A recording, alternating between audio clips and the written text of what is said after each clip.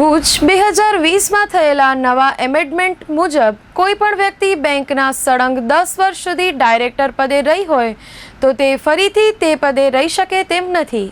આ નિયમના અનુસંધાને ભુજ કોમર્શિયલ બેંકની બોર્ડ મીટિંગ યોજાઈ હતી, જેમાં આ બાબતને લઈને વિસ્તૃત ચર્ચા કરવામાં આવી।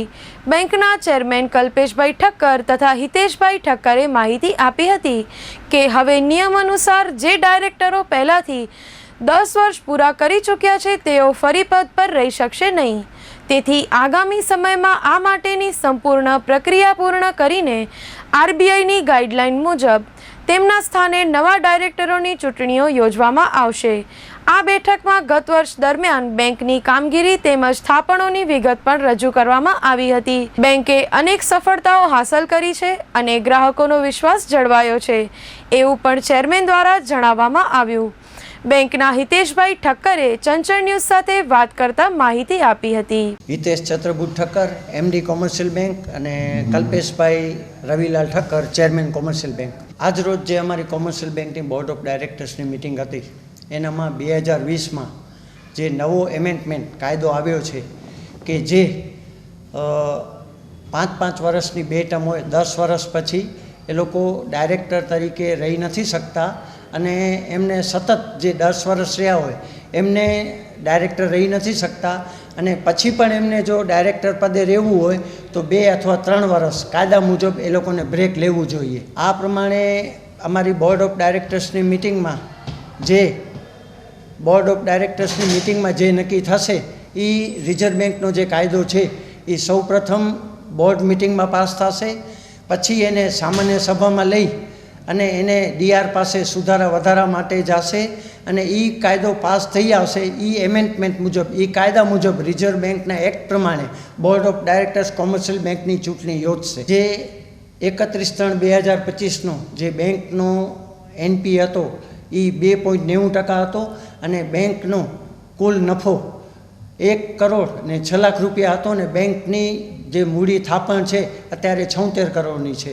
જે બેંક તરફથી સતત કોઈ પણ નવી ટેકનોલોજી, આધુનિક પદ્ધતિ આવે છે એ બેંક વિકસાવે છે અને ભવિષ્યમાં પણ રિઝર્વ બેંક પાસે એક ખાવડા, ભુજ અને અંજાર અને માંડવી મધ્યે બ્રાન્ચ ખોલવાની મંજૂરીની માંગણી મૂકવામાં આવશે। હું Dhiren Majethia, general manager Bhuj commercial cooperative bank limited. આજરોજ આપ બેંકની માહિતીમાં અત્યારે હું તમને જણાવું તો આપણી 31/3/2025નો જે વર્ષ પૂરું થયું એમાં આપણો ચોખ્ખો નફો 1 કરોડ 6 લાખ રૂપિયા થવા પામ્યો છે।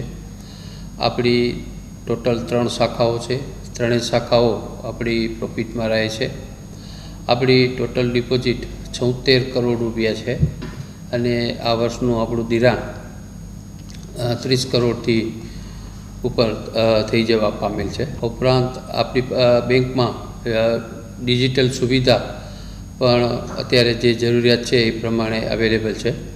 હું આપના માધ્યમથી પ્રજાજનોને જણાવું છું કે આપણે જે પણ ગ્રાહકો, ખાતેદારો છે એને આપણે મોબાઈલ બેન્કિંગની સુવિધા પૂરી પાડીએ છીએ। ઉપરાંત અત્યારે જે જરૂરી યુપીઆઈનો જે ટ્રાન્ઝેક્શન કરવા માટે જે પણ આપણી પાસે જેની સુવિધા છે, જે આપણા બેંકના એટીએમ કાર્ડથી મેળવી અને એના પ્લેટફોર્મ ઉપર આપણે કોઈ પણ આપણો ગ્રાહક એનો ટ્રાન્ઝેક્શન કરી શકે છે। એમાં કરંટ ખાતેદાર અને બચત ખાતેદાર બંનેને આ સુવિધાઓ આપણા તરફથી પૂરી પાડવામાં આવે છે, જેમાં વધુને વધુ લોકો જોડાય અને એનો લાભ લે તેવી આપણે અત્રેથી જાણકારી છે।